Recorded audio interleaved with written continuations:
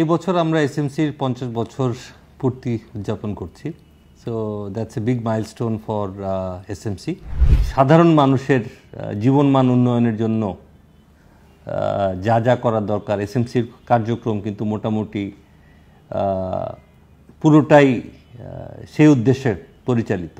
এই নতুন যে প্যাকেজটা মার্কেটে লঞ্চ করেছি, it's a modern looking, distinctive এবং কন্টেম্পোরারি প্যাকেজিং। আপনারা গত 50 বছর আমাদের যেভাবে ভালোবেসেছেন, আমাদের পণ্য ব্যবহার করেছেন, আপনারা আরও বেশি করে ব্যবহার করুন।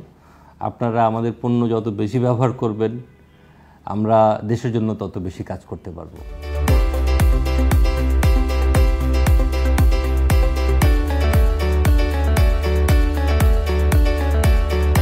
এই বছর আমরা এসএমসির 50 বছর পূর্তি উদযাপন করছি। So that's a big milestone for SMC. আর এসএমসির সাথে অঙ্গাঙ্গিভাবে জড়িয়ে আছে হচ্ছে এসএমসি ওরসালাইন। আমি অনেক জায়গায় দেখেছি যে এসএমসির একজন কর্মচারী হিসেবে আমাকে না চিনলেও যখন বলি যে আমি ওরসালাইনের কোম্পানির লোক, তখন কিন্তু মানুষ খুব রেডিলি রেকগনাইজ করে। ফ্রম দ্যাট পার্সপেক্টিভ, যে আমাদের এই 50 বছর পূর্তিকে একটা স্মারক হিসাবে একটা কমেমোরেটিভ প্যাক যেটা দাবি করে, এটার জন্য বেস্ট কন্টেন্ডার হচ্ছে আমাদের এসএমসি ওরসালাইন, যেটা আসলে আবার ফ্ল্যাগশিপ ব্র্যান্ড, আমাদের লার্জেস্ট ব্র্যান্ড। সো এই নতুন ডিজাইনটা, এটা একটা। দ্বিতীয়ত কারণ হচ্ছে যে আসলে এটার জনপ্রিয়তার কারণে বাজারে অনেক লুকালাইক, ফেক বা কাউন্টারফিট, আমরা যাই বলি না কেন, চলে এসছে।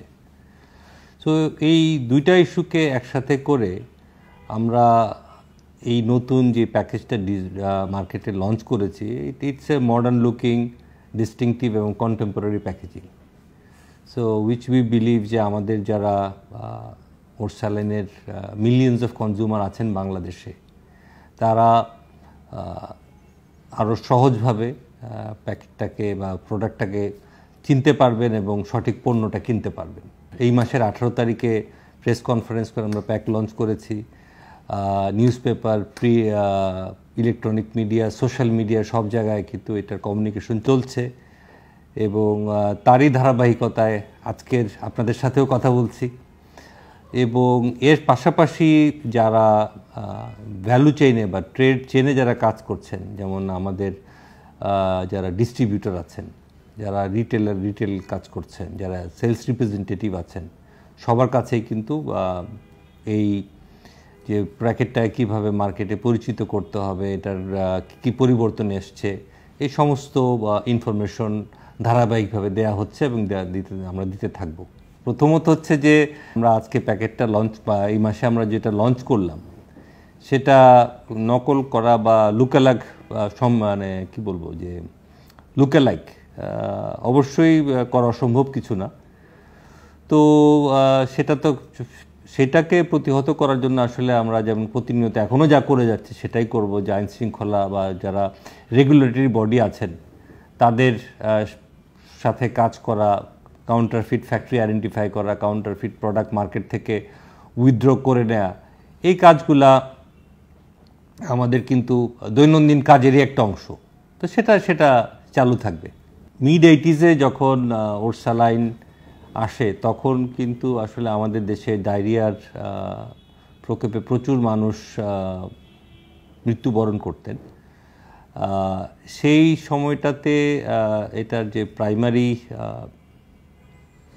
মানে রিজন ফর এক্সিস্টেন্স ছিল যে সাধারণ মানুষের কাছে, যারা ধরেন প্রান্তিক জনগোষ্ঠী, ঢাকা শহরে আইসিডিডিআরবি বা হসপিটালে যাদের অ্যাক্সেস নাই, ডায়রিয়া আক্রান্ত হলে যেন তারা ইমিডিয়েটলি যে শরীরের পানি শূন্যতা এবং যে ইলেকট্রোলাইট লস যেটা হয়, সেটাকে যেন রিপ্লেনিশ করতে পারেন।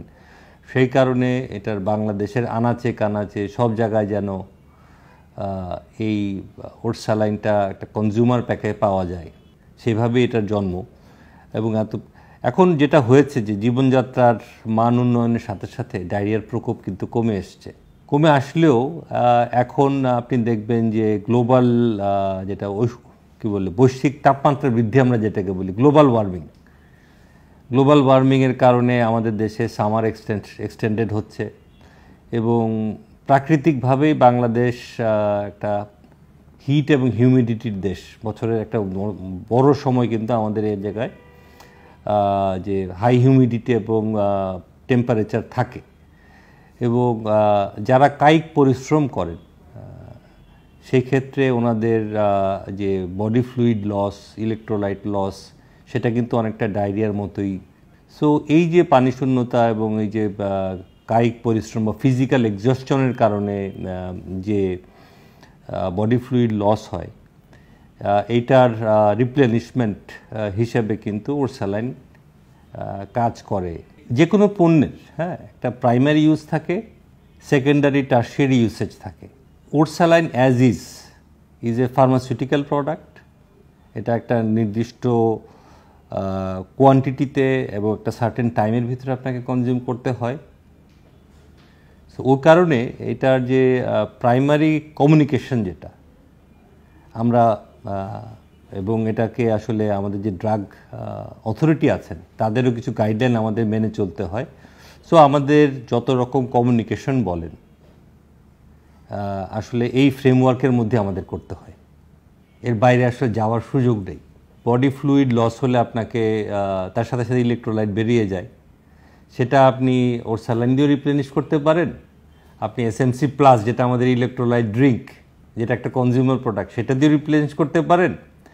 আবার আমাদের আরেকটা প্রোডাক্ট আছে এসএমসি ফ্রুটি, সো ওটাও কিন্তু ইলেকট্রোলাইট প্রোডাক্ট, ওটা দিয়েও আপনি করতে পারেন।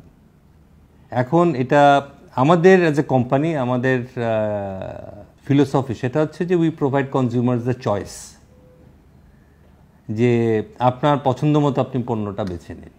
আপনি যদি মনে করেন যে আপনার ইলেকট্রোলাইট রিপ্লেনিশমেন্টের জন্য আপনি একটা রেডি টু ড্রিঙ্ক, যে কোনো রকম ঝামেলা নাই, আপনি এখন করতে চান, একটা সুস্বাদু প্রোডাক্ট চান, SMC plus is the best one.